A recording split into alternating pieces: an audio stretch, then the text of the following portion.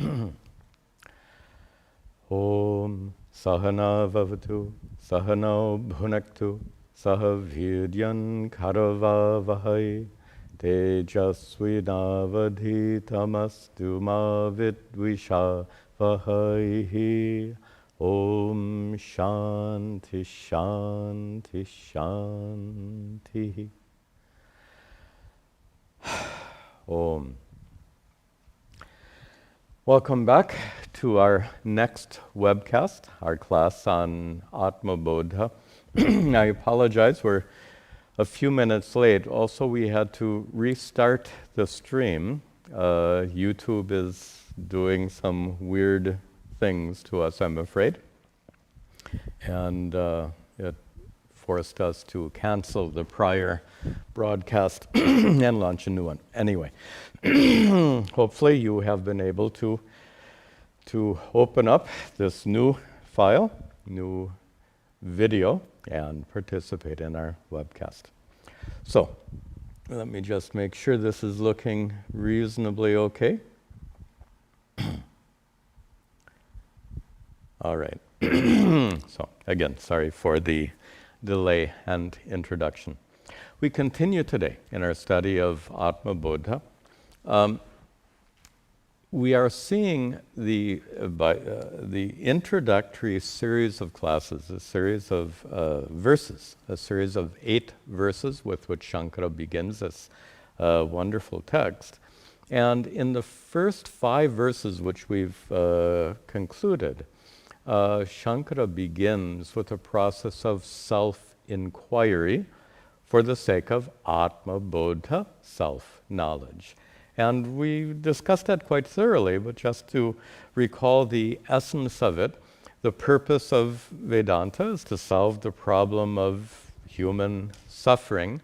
And it turns out that the suffering we experience is due to our failure to recognize the divinity which is already your true nature. A very important point. You don't become divine, you already are that which you want to become, my guru's language.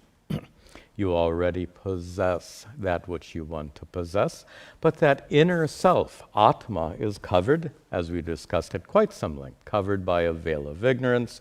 The purpose of these teachings is to remove that veil of ignorance so that you can discover your true self, become free from suffering. And we also discussed how bhakti, karma yoga, meditation, and other practices are all essential in that pursuit. Knowledge removes the veil of ignorance, but that knowledge is incapable of removing that veil of ignorance without bhakti, devotion, karma yoga, dhyana, meditation, and other practices. This much we've discussed. Then at the end of our next class, the text took an interesting turn. And the turn was it was actually a 180-degree turn. We began with an inward turned inquiry into the true self within, and then we turned 180 degrees with this 6th verse and began discussing the world outside. That's a 180-degree turn from looking within to looking outside. And Shankara says, just to summarize the verse we saw, Shankara says that the world is not as real as it seems. The world is like a dream. And the reason for this second perspective, 2 major aspects of Vedanta. One is that inward turned inquiry. Another is an outward directed inquiry.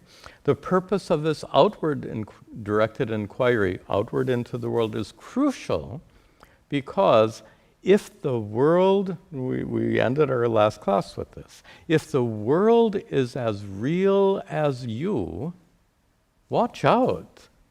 Your true nature may be divine, but what happens when you meet your angry boss? And your angry boss puts your divine self down with many insults and even curses. Or when your divine self meets and a difficult mother-in-law, or when your divine self meets the coronavirus. You get the point. It's not enough to discover your own inner divinity. In addition to that discovery, it's crucial to inquire into the nature of the world and discover that it's not as real as you, meaning it can't threaten you. Nothing in the world can threaten you. So that's where we left off in our last class with his verse 6, in which Shankaracharya says, the world is like a dream. Very nice metaphor, because you wake up from the dream and only then do you realize it's not real. In the same way, you wake up out of the dream of ignorance, so to speak, and discover that the world you experience right now is not as real as it seems. Okay, with that introduction, we'll continue with verse 7. Repeat after me. Tavat satyam jagad bhati, tavat satyam jagad bhati, shukti karajatam yatha, shukti karajatam yatha, yavan ajñāyate brahma, yavan ajñāyate brahma, sarvadishthanamadvayam, sarvadishthanamadvayam. Good. Satyam jagat bhati. Jagat, the world. Bhati, appears. The world appears satyam, real. Just as when you're dreaming, all that you experience seems real. In the same way, right now, the world, bhati, seems satyam, real. And here comes our next drishtanta, our next metaphor, shuktika rajatam yatha.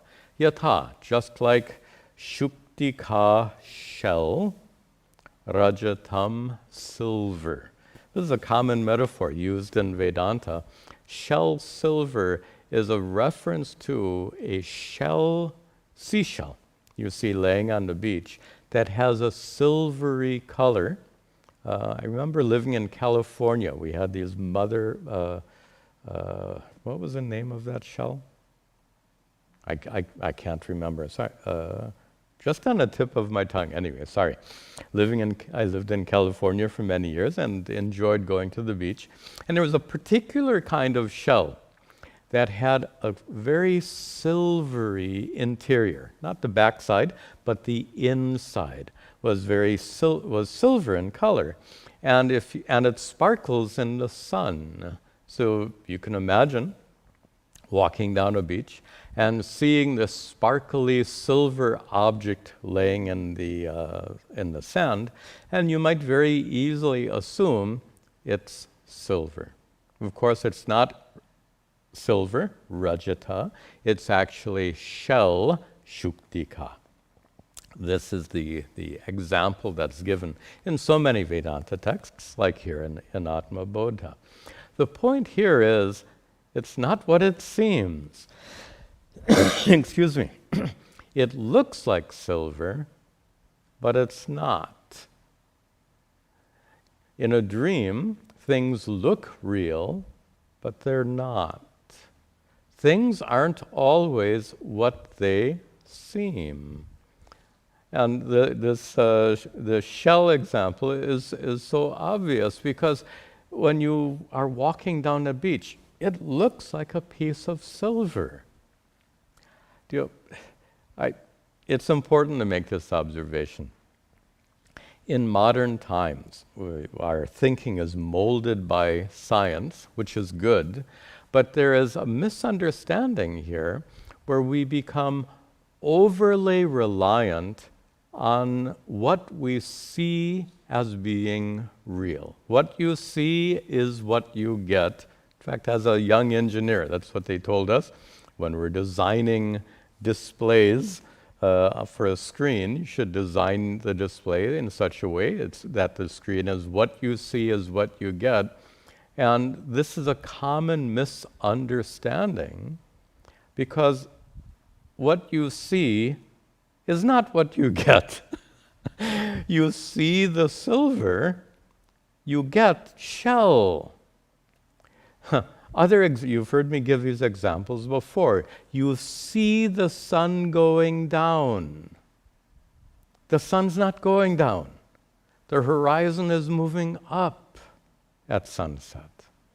Or another favorite example, and this one actually brings in science.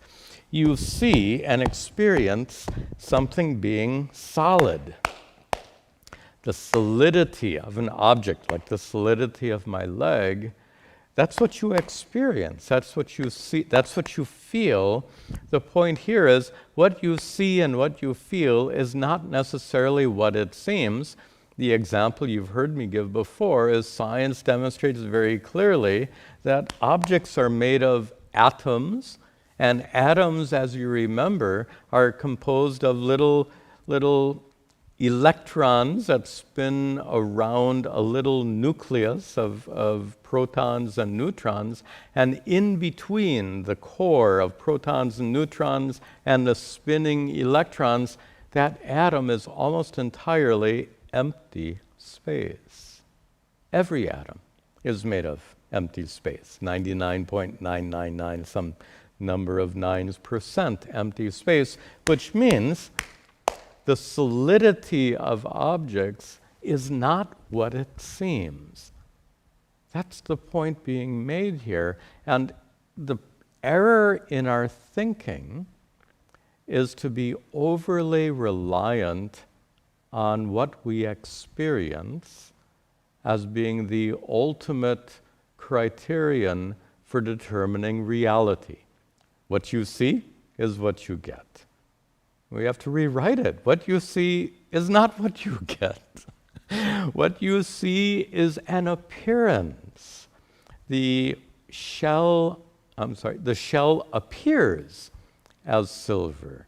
The sun appears to set. The objects seem to be solid.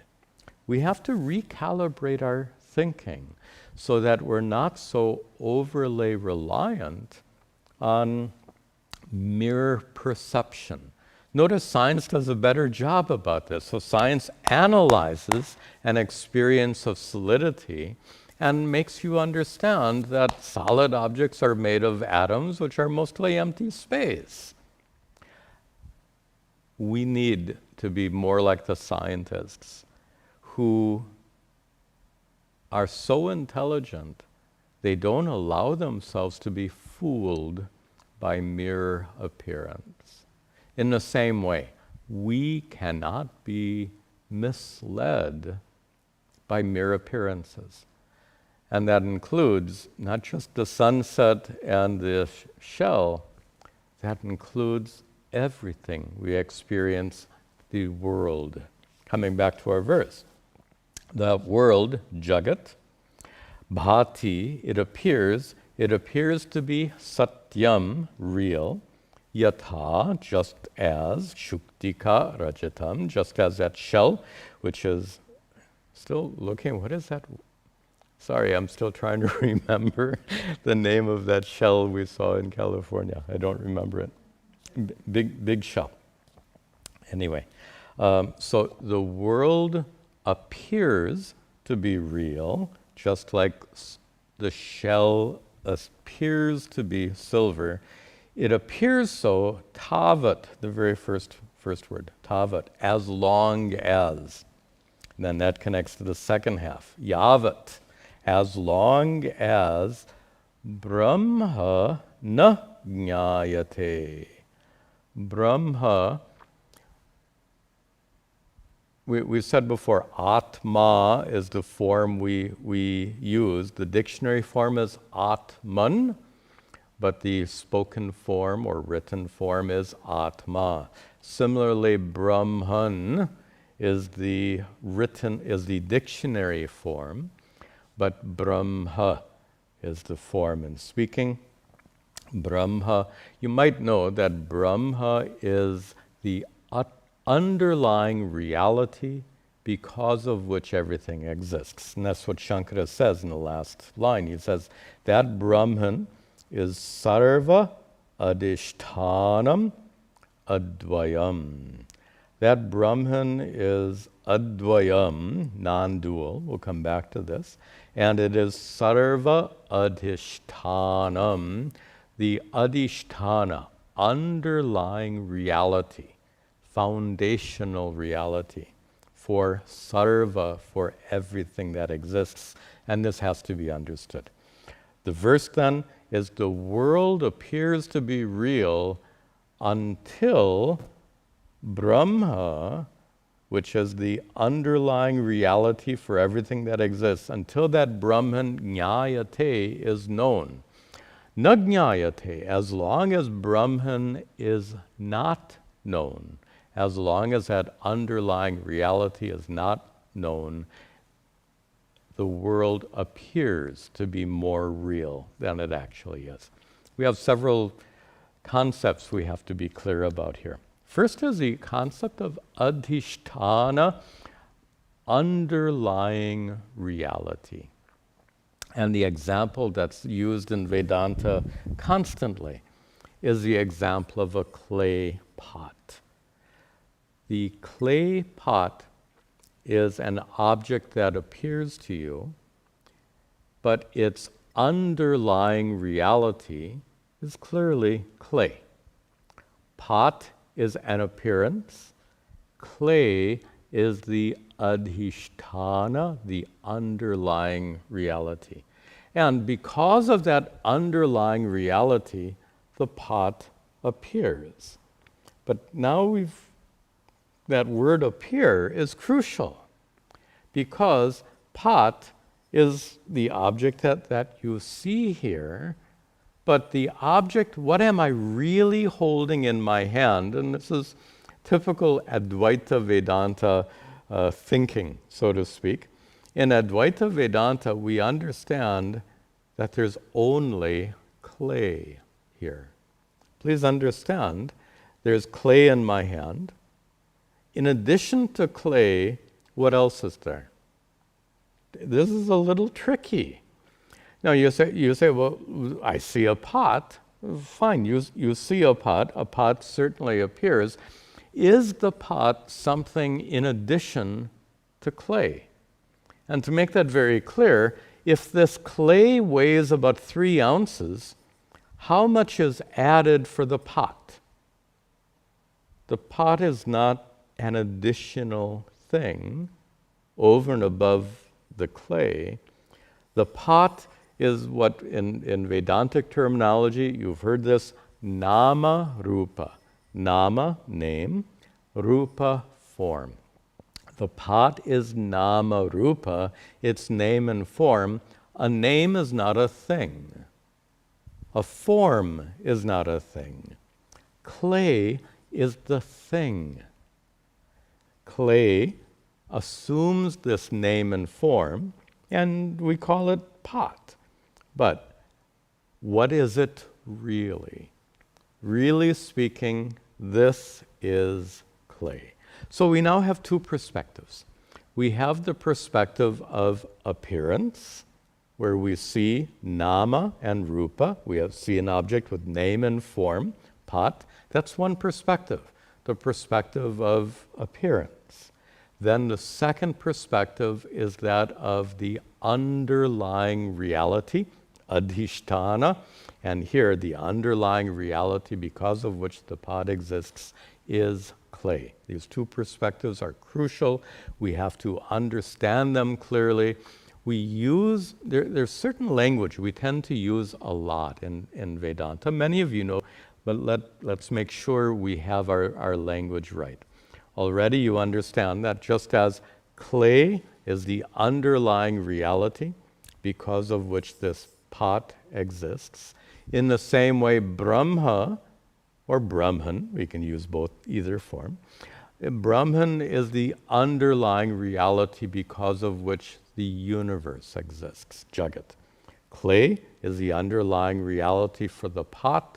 Brahman is the underlying reality for the universe.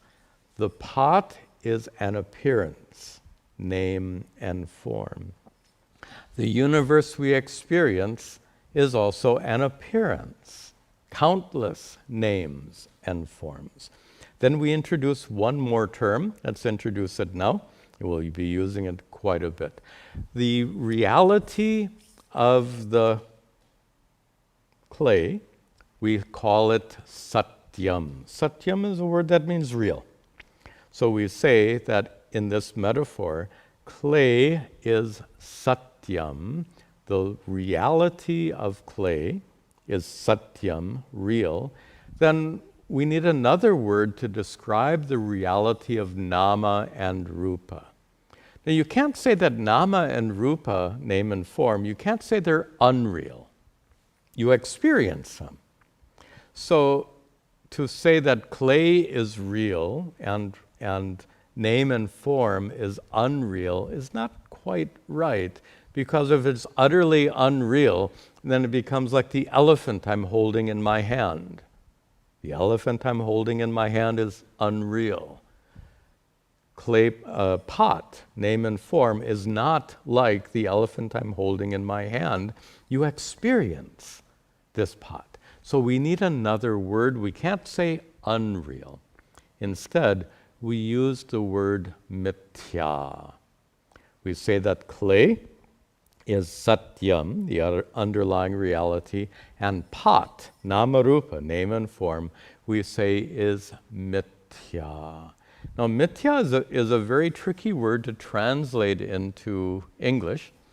Mithya, name and form, but Mithya, in vernacular languages, Mithya often means false. Pot is not false. That's not false in vernacular languages. It's fine when you use Mithya in Hindi and other languages. It can mean false or it can mean useless. But here we're using it as a technical term. As a technical term, we would say then that the name and form exist depending on clay. There's a little bit of a philosophical definition, but it's crucial. Clay exists independently, Satyam. Pot exists dependent on the clay, Mithya. That which has independent existence is Satyam. That which has dependent existence is Mithya. Please note, some people use the word illusory also. There's nothing illusory about the pot. I mean, it's not an illusion. Drop that word. So the proper terms are the pot is Nama-Rupa, name and form, and the reality of this name and form is not Satyam, it's not independently real. The reality of the pot, Nama-Rupa, is Mithya. Just to make that point clear, is it possible to have Nama-Rupa, pot, without any underlying reality? You can have a pot made of other things. I don't know what else a pot can be made of. Generally, they're made of clay, but you could have a wooden pot or a concrete pot or something like that. Can you have a pot made of nothing? No. That's the point. Pot is Nama-Rupa, name and form, which exist dependent upon an underlying reality. If there's no underlying reality, there's nothing that exists at all. Anyway, enough said. So we've understood some very important principles here. Continuing.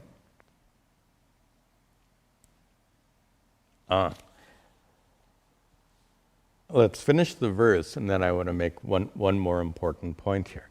So, what is Shankara teaching us here? He says, Satyam Jagat Bhati, the world appears to be real, Shuktika Rajatam Yatha, just as the shell appears to be a silver. The world appears to be real until and unless Brahma Jnayate, the underlying reality, is understood. The underlying reality of the world, Sarva Adhishtanam, the underlying reality of the world. When you understand the truth, when you understand the shell as being shell, then you don't take it as being silver. When you understand that the earth is turning on its axis, you don't make the wrong conclusion that the sun is going down. When you understand that objects are made of atoms, which are empty space, you don't make the mistake of taking this experience of solidity as being more real than what it truly is. The point is that knowledge, understanding of the truth of something, the essence of something, leads you to a more correct and profound understanding, knowing that this is clay and nothing but clay, helps you understand it in essence. So, just as clay is the underlying reality because of which this pot exists, Brahman is the underlying reality because of which the universe exists. Last word I've skipped, Advayam, non-dual. Brahman is the one and only reality that exists. And based on that one and only reality, the entire universe exists with all of its planets and stars and galaxies. Here's, just to extend our pot metaphor, suppose I had not just one pot, suppose I had hundreds of pots or thousands of pots. How many clays? One clay is the underlying reality because of which hundreds and thousands of pots exist. That one clay out of which thousands of pots are made is a metaphor for Advaya Brahma. Brahman, the underlying reality, which is non-dual, one and only. Now, last point to be made here. In my introduction, we spoke about the two different inquiries of Vedanta. One is the inward-turned inquiry that we began with, and the other was the outward-turned reality that we are now considering. Shankara concludes here that Brahman is the adhisthana, the underlying reality for sarva, for everything. Everything includes everything out there in the universe, in the world. Tell me, do you exist as part of this universe? Of course you do. So the point I'm leading up to is this. If Brahman is the underlying reality because of which the universe exists, wouldn't it also be the underlying reality because of which you exist? Whenever I teach this, I remember, I have to share with you this anecdote. This is perhaps in the mid-1980s, Satsanga, question-answer period with Pujya Swami Dayananda. And one of his students asks this question. He said, I'm being as accurate as I can in presenting this to you. He said, Swamiji, I understand that Brahman is the underlying reality because of which everything exists, everything without exception. I understand that. Brahman is the underlying reality because of which everything exists. What about me? His exact words. But what about me? Look at the reasoning. How can you be separate from everything else? So I suppose if Pujya Swamiji wanted to be sarcastic, he could say, yes, Brahman is the underlying reality for everything that exists with one exception, you. How absurd. Now, this is a little silly, I admit, but it's pointing to a very profound reality. In fact, the most profound reality. If Brahman, not if, since Brahman is the underlying reality because of which the cosmos exists, that same Brahman has to be the underlying reality because of which you exist. And in fact, that's what the Mahavakya, Tattvamasi, reveals. We'll get into that later in the text. But just to make the connection to our topic and our introduction to today's class, we said there's an outward turned inquiry, which we're doing now, and an inward turned inquiry, which we started this text with. And there's something wonderful and ironic in that.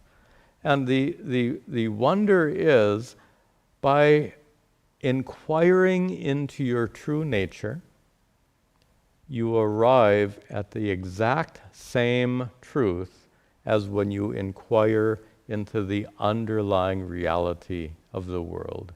I'll say that again.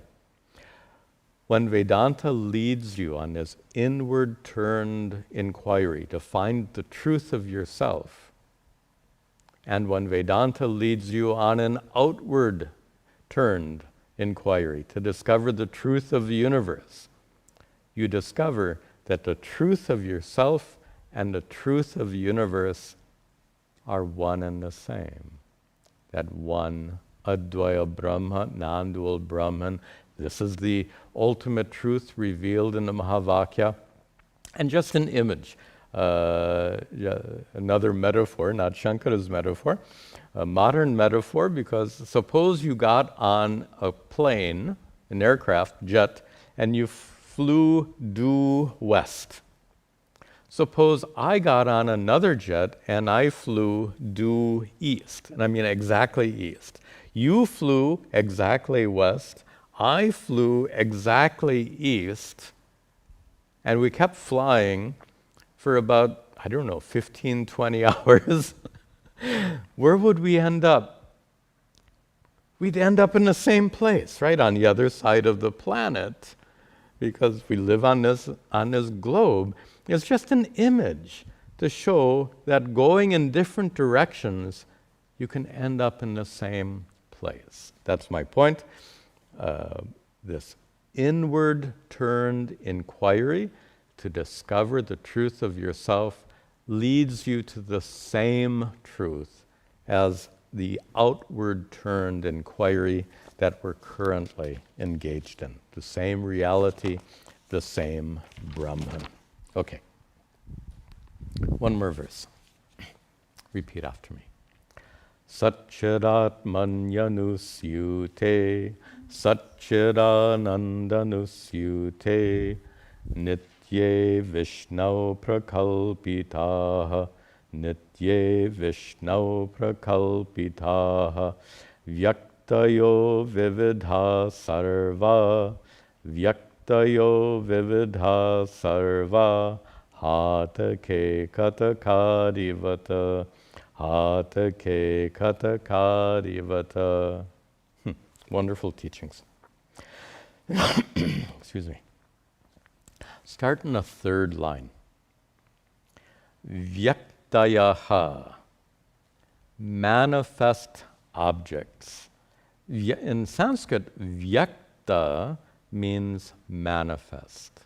That which can be experienced, that which is present in your experience is vyakta. Many of you speak Hindi. Vyakti means an individual person because the soul is manifest with the body and mind.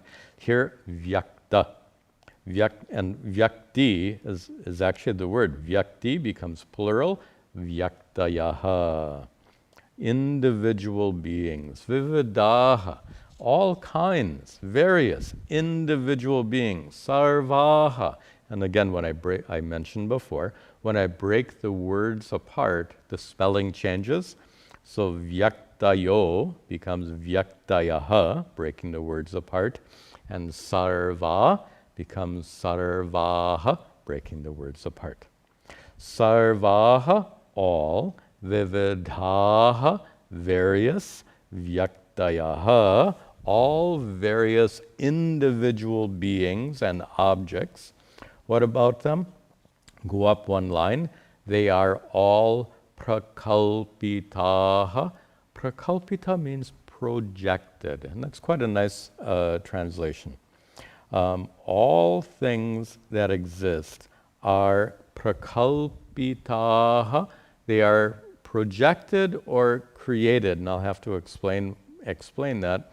They are projected upon or created upon what? First line, Sat Chit Atmani Anusyute. They are anusyute, they literally woven. They are woven upon, they are projected upon Sat Chit Atmani. On Atma, which is Sat, real, and Chit, conscious. We have to explain all of this.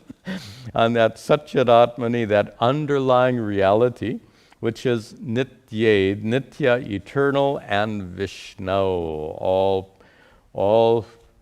pervasive. My gosh. This is Shankaracharya. He expresses these incredibly profound truths with just a handful of words. Now we have to try to understand those words. Let's go back to our metaphor. We could say that this pot has been projected on clay. Now projected, don't think about projector in a modern sense. Projected means put upon. The verb here, anusyute, at the end of the first line, means woven upon. What would be a more literal translation? Anusyute, to be inserted into. It doesn't sound very nice, I admit it. This pot is placed upon clay. That's not so bad. You've all watched potters make these pots. It's fun to watch. They start with a lump of clay on a wheel, and in just 1 or 2 seconds, with their fingers and thumbs, they form that clay, and then they cut the pot. They form the pot, and then they, with a string, then they cut it and they set it aside. It's fun to watch them make these pots. Anyway, they are making those pots out of clay, which is, and to put it in another term, they are placing the form of pot upon the clay. This is a more accurate translation of what Shankara is conveying. The Sanskrit is very precise.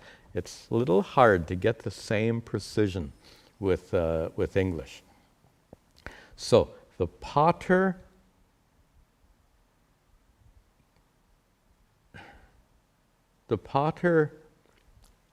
places the form of pot upon the clay. These are words to represent Shankara's language, anusyute. The potter places the form of pot upon the clay. You get it. And that's the metaphor we need here. Just as the potter places the form upon the clay, the potter places the pot upon the clay, in the same way, vyaktayaha, all beings, everything that exists, sarvaha, all of them, vividaha, and all the manners that they exist, all of them are prakalpitaha. They are formed. That's not a bad translation. They're projected, they are formed. How are they formed? They are formed by being anusyute, by being placed upon the underlying reality. In the prior verse, we called that underlying reality Brahman. So just as the pot is placed upon the clay, in the same way, everything that exists in the cosmos is created by being placed upon its underlying reality. The pot is placed upon its underlying reality, clay. The universe is placed upon its underlying reality. In a prior verse, Brahman. In this verse, he uses the term Sat Chit Atmani. And here the term Atma is used in a kind of a grammatical sense, one whose essence is Sat and Chit. Atma doesn't always mean Satchidananda Atma, the true self. Sometimes Atma can mean various other things. Here, grammatically, it's used as to mean one whose essence, the essence of someone is Atma. And here we're talking about an essence which is Sat and Chit.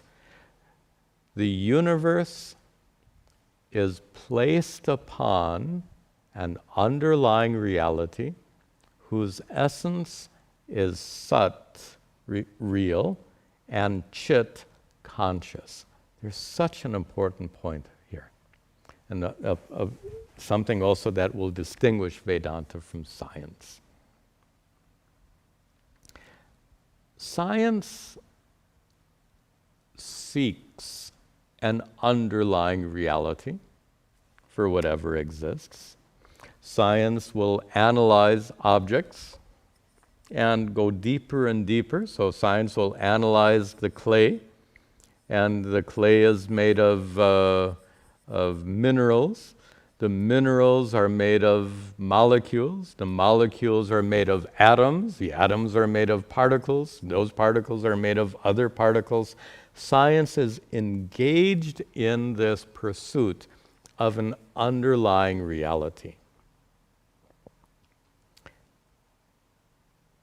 which is wonderful. Here, we're talking about the underlying reality, not for a pot. We're talking about the underlying reality for the cosmos. The cosmos includes insentient things, like pots, and the universe includes sentient, conscious beings like you and me. There's a very important point I'm leading up to. To make a pot, ordinary clay, is sufficient. To make the universe, what kind of underlying reality is required? Now, the underlying reality that's required depends upon what it is you're making. If you were making an insentient universe, a universe of objects which were jada, inert, to make a universe which consisted only of inert objects, the underlying reality could be inert. But clearly the universe contains many beings like you and me who are not inert objects. We are conscious beings. The point here then is that the underlying reality for which the universe exists has to account for not only inert objects, it also has to account for conscious beings, for consciousness. That's why these two words are used here, Sat and Chit. Sat means real, but in this context, what it's referring to is that underlying, pardon me for using the word stuff, an underlying stuff upon which the universe is placed. Just as the pot is placed upon the clay, the universe is placed upon this underlying reality. What is the nature of that underlying reality? So it has to have some stuff, some material, and the word sat refers to that material. But here's the real point. That material out of which the universe is formed cannot be inert material. It has to be intelligent material, awareful material, conscious, sentient material, and that's what the word chit refers to here. the underlying reality, Brahman, whose nature, Atmani, the word Atma here, upon that Brahman, whose nature is Sat and Chit. That's a literal translation, Sat Chit Atmani.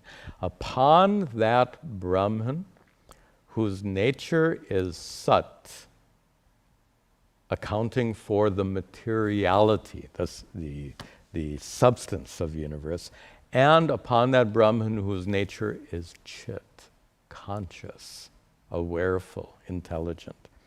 Upon that conscious, intelligent substratum, Vyaktayaha, Vividaha, Sarvaha, this entire universe of different objects and things, prakalpitaha, are created. They are created how? Anusyute, by being placed upon this underlying reality, which is both responsible for Sat, the material, because of which the universe exists, and Chit, the consciousness or intelligence, because of which this universe exists. And that Sat Chit Atma, that Brahman, who's responsible for the materiality and intelligence of the universe, that Brahman is Nitya, eternal, unborn, uncreated, and Vishnu. Vishnu here means all-pervasive. Vishnu as an adjective. As a noun, it means a form of God. As an adjective, Vishnu means all-pervasive. So upon that all-pervasive, eternal Brahman, which is the ultimate source of both materiality and consciousness, intelligence. Upon that Brahman, the entire universe has been woven, has been projected, just as pot is put upon its underlying reality, clay, in the same way this universe has been created upon its underlying reality, Brahman. Now, this is only verse 8. You can imagine.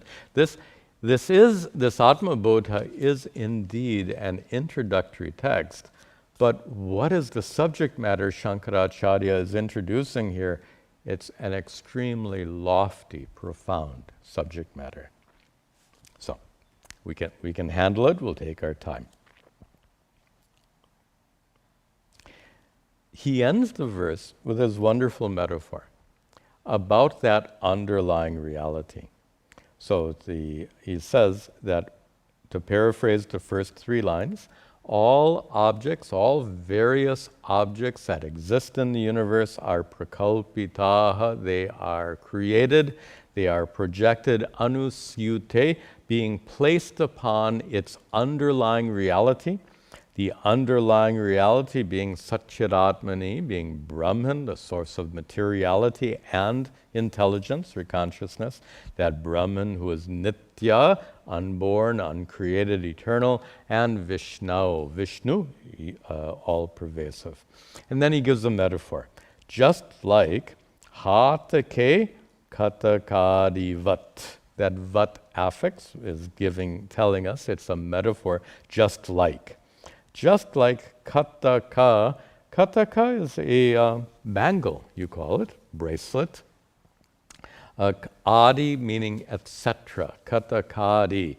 Ornaments like bracelets, rings, earrings, nose rings. Nowadays the kids are wearing, they have lip rings and they got all kinds of rings. Anyway, the point is that all of these bracelets, etc., are made of what? Hataka, gold. They are, just as clay is placed, just as pot is placed upon clay, just as in the same way, all of these ornaments are as though placed upon gold. So the metaphor, just as Clay is the underlying reality because of which this pot or thousands of pots exist, just as gold, hataka, is the underlying reality because of which hundreds and thousands of ornaments, bracelets, rings, etc. They're made of gold. They exist because of that underlying reality, gold. That clay and gold represent the underlying reality, represent Brahman, which is the underlying reality because of which the universe exists. Now, the use of the word gold is really significant here because gold is valuable. Gold is costly. And pot made of clay. Clay is not valuable. So here we have another metaphor. Ornaments made of gold. Gold being something so valuable, something so dear, so costly. The reference is to the fact that the underlying reality because of which the world exists is not something like clay. Who cares about clay? The underlying reality because of which the universe exists is Brahman. We use this word underlying divinity so often. There is an underlying divinity called Brahman because of which you exist, because of which I exist, because of which the universe exists. The universe exists because of this underlying divinity, a divinity that we more properly call Brahman. Now, those of you raised in the Hindu tradition, you take this for granted. It shouldn't be taken for granted. I mean, notice you don't make those bangles and rings out of tin or copper, not usually. You make them out of gold, something valuable. Don't take for granted the fact that the universe has this underlying divinity at its root. Other religions teach very differently. Just a quick contrast. The biblical tradition says God, by the way, God is not accidentally related to the word good. In English, Anglo-Saxon language, God is good. But the subtext is, if God is good, everything else is not so good. In fact, God is good, everything else is evil. This is the biblical philosophy. Only God is good. Everything else is not good. Everything else is not godly. How wonderful is the perspective of the ancient rishis. Everything that exists is made of Brahman. There are wonderful poems and songs that describe everything as being Brahmamayi, made of Brahman, made of God, made of divinity. Like bangles and rings made of 20, not this 10 karat or 12 karat gold, but in India it's going to be that 22 karat gold, made of gold, almost entirely gold. So valuable. So those bangles are valuable because they're made of gold. This universe is divine because it has Brahman as its underlying reality. Please don't take this point for granted. It's remarkable and it's not echoed in other religions. Brahman is the underlying reality because of which everything exists. Everything includes the world around us, includes you and me and every living being. And because Brahman is the reality because of which everything exists, therefore everything is divine in essence. A wonderful teaching.